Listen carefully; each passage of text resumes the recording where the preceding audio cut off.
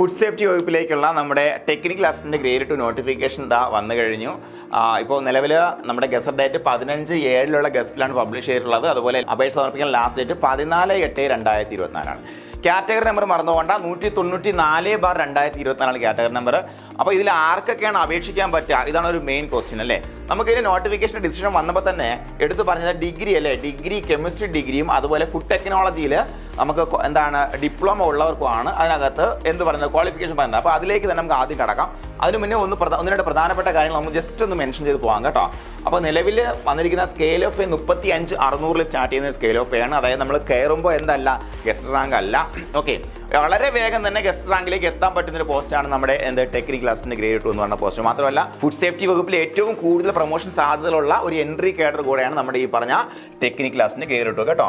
ഇപ്പോൾ നിലവിൽ 2 വേക്കൻസി ആണ് റിപ്പോർട്ട് ചെയ്തിരിക്കുന്നത്. നമുക്ക് എത്രത്തോളം വേക്കൻസി വരും എന്നുള്ള കാര്യവും അതുപോലെ മറ്റുള്ള കാര്യങ്ങളെല്ലാം നമുക്കൊരു സൗജന്യ വെബിനാർ സെഷൻ ഉണ്ടായിരിക്കും. അതിനകത്ത് ഞാൻ ഉണ്ടാവും ഗൂഗിൾ മീറ്റിൽ. അതിനകത്ത് നമുക്ക് നേരിട്ട് ഡിസ്കസ് ചെയ്യാം.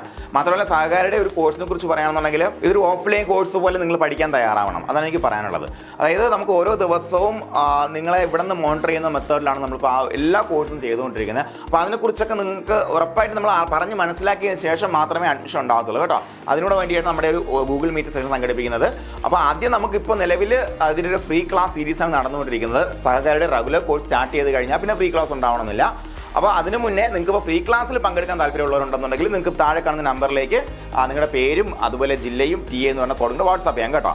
അപ്പോൾ നമുക്ക് ആ ഫ്രീ ക്ലാസ്സിൽ പങ്കെടുക്കാം. അതിൻ്റെ നോട്ട്സും എക്സാംസ് എല്ലാം നിങ്ങൾക്ക് അവൈലബിൾ ആവും. അതൊക്കെ ചെയ്ത് നോക്കാവുന്നതാണ്. ഓക്കെ, അതിനോടൊപ്പം ബാക്കി കാര്യങ്ങളിൽ നമുക്ക് ഗൂഗിൾ മീറ്റിൽ പ്രത്യേകിച്ച് ഇതിൻ്റെ അവസരങ്ങളെക്കുറിച്ചെല്ലാം വിശദമായിട്ട് ഗൂഗിൾ മീറ്റിൽ നമുക്ക് നേരിട്ട് സംവദിക്കാൻ ഞാനുണ്ടാവും. Okay, fine. അപ്പോൾ നമുക്ക് അടുത്ത കാര്യങ്ങളിലേക്ക് പോകാം. പ്രധാനപ്പെട്ട ചോദ്യം ഇത് ആർക്കൊക്കെ അപേക്ഷിക്കുക എന്നുള്ളതാണ് അല്ലേ.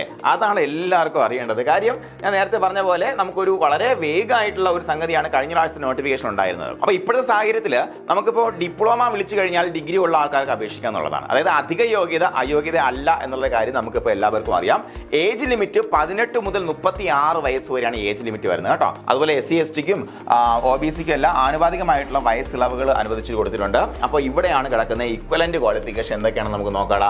ഇപ്പോൾ നമ്മുടെ ഈ പറഞ്ഞിരിക്കുന്ന ക്വാളിഫിക്കേഷൻ നമുക്ക് ഫസ്റ്റ് ഒന്ന് നോക്കി പോകാം. ക്വാളിഫിക്കേഷൻ പറഞ്ഞ എന്തൊക്കെയാണ്? Diploma in food technology with at least second class അല്ലേ. Diploma in food technology with ഒരു സെക്കൻഡ് ക്ലാസ് ഇതുണ്ടെങ്കിൽ അപേക്ഷിക്കാം. അല്ലെങ്കിൽ എന്താണ് degree in chemistry with at least second class. ചിലർ സാറേ ഡിഗ്രി ഉണ്ടെങ്കിൽ ഡിപ്ലോമ വേണോ? വേണ്ട, ഇവിടെ ഓറാണ് കൊടുത്തിരിക്കുന്നത്. ശ്രദ്ധിക്കണം കേട്ടോ. ആൻഡ് അല്ല, ശ്രദ്ധിക്കുക. ഓക്കെ, അതുപോലെ preference will be given to candidates with food technology qualification. ഇതൊരു പ്രിഫറൻസ് എന്ന് പറയുമ്പോഴത്തേക്കും പ്രിഫറൻഷ്യൽ ക്വാളിഫിക്കേഷൻ അതോടെ നിൽക്കട്ടെ. ഇത്രയേ ഉള്ളൂ. പ്രിഫറൻഷ്യൽ ക്വാളിഫിക്കേഷൻ എന്ന് പറയുമ്പോൾ PSC ഉദ്ദേശിക്കുന്നത് എന്താണ്? ഒരേ റാങ്കിൽ വരികയാണെന്ന് വെച്ചാൽ ഇപ്പോൾ തന്നെ ഞാനും നിങ്ങൾ രണ്ടുപേരും കെമിസ്ട്രി ഡിഗ്രി ഉള്ള ആൾക്കാരാണ്. ഒരേ റാങ്കിൽ ഒരേ മാർക്ക് വരികയാണെന്നുണ്ടെങ്കിൽ ഉറപ്പായിട്ടും നമുക്കൊരു പ്രിഫറൻസ് ആയിട്ട് മുന്നോട്ടിടും. ആർക്കുള്ള ഈ പറഞ്ഞ ക്വാളിഫിക്കേഷൻ ഉള്ള ആളിനെ മുന്നോട്ടിടും എന്നുള്ളത് മാത്രമേ ഉള്ളൂ. ഓക്കെ, അതുപോലെ പിന്നെ വരുന്നതാണ് PG diploma in food analysis and quality assurance from the defence foods research laboratory under university of മൈസൂരിന്റെ കീഴിലുള്ള ഈ ഒരു ഡിഫൻസ് ഫുഡ് റിസർച്ച് ലബോറട്ടറി കീഴിൽ നിന്ന് കിട്ടുന്ന എന്താണ് PG diploma in food analysis and quality assurance.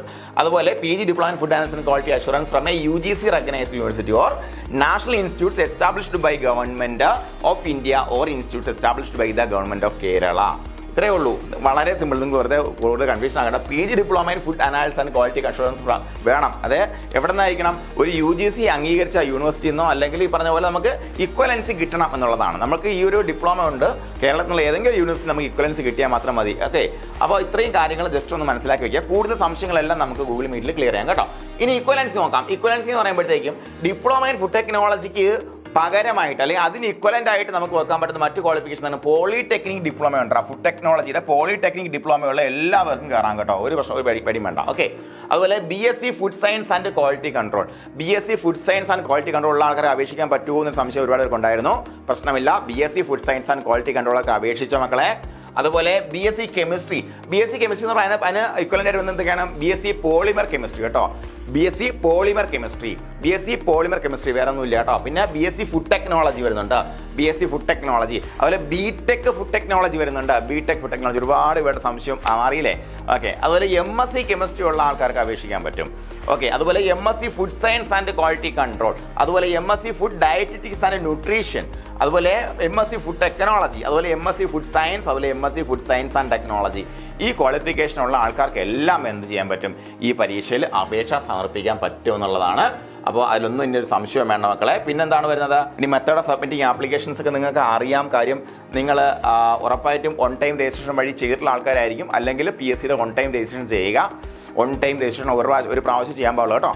Okay, അത് ചെയ്തതിന് ശേഷം നിങ്ങൾക്ക് അപേക്ഷ സമർപ്പിക്കാവുന്നതാണ്. ലാസ്റ്റ് ഡേറ്റ് മറന്നു പോകരുത്, ഈ വരുന്ന മാസം 14-ാം തീയതിയാണ്.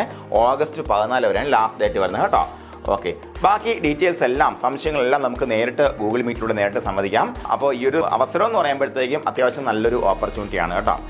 നമുക്ക് ഈ 2 വേക്കൻസി കണ്ട് നിങ്ങൾ വിഷമിക്കേണ്ട, കാരണം ഇത് ഇപ്പോൾ റിപ്പോർട്ട് ചെയ്ത വേക്കൻസിയാണ്. ഇനി പരീക്ഷ നടക്കണം, പരീക്ഷ നടന്നതിന് ശേഷം റാങ്ക് ലിസ്റ്റ് വരണം. റാങ്ക് ലിസ്റ്റ് വന്നതിന് ശേഷം മാക്സിമം നമുക്കൊരു 3 വർഷം കാലാവധി കിട്ടും. അപ്പോൾ ഒരു 4 വർഷം നമുക്ക് റൈസ് ആകുന്ന വേക്കൻസികളാണ് ഇതിനകത്ത് കിട്ടുന്നത്. അതുകൊണ്ടാണ് 40-ലേറെ അഡ്വൈസ് വരുന്നത്. എന്തായാലും ഈ പരീക്ഷ പ്രത്യേകത എന്ന് പറയുമ്പോഴത്തേക്ക് ഇത്രയേ ഉള്ളൂ, വളരെ കുറച്ച് ആപ്ലിക്കൻസ് മാത്രമേ ഉണ്ടാകുള്ളൂ. കാരണം ഈ ഒരു ക്വാളിഫിക്കേഷൻ ഉള്ള ഒരു ചെറിയ ഗ്രൂപ്പ് ഓഫ് പീപ്പിൾസ് മാത്രമേ ഇതിനകത്ത് മത്സരിക്കാൻ ഉണ്ടാകുള്ളൂ എന്നുള്ളതാണ്. കൂടുതൽ വിവരങ്ങളൊക്കെ നമുക്ക് സൗജന്യ വെബിനാറിൽ നേരിട്ട് പറയാം. അപ്പോൾ മെസ്സേജ് അയക്കാൻ മറക്കണ്ട, ശേഷം നേരിൽ.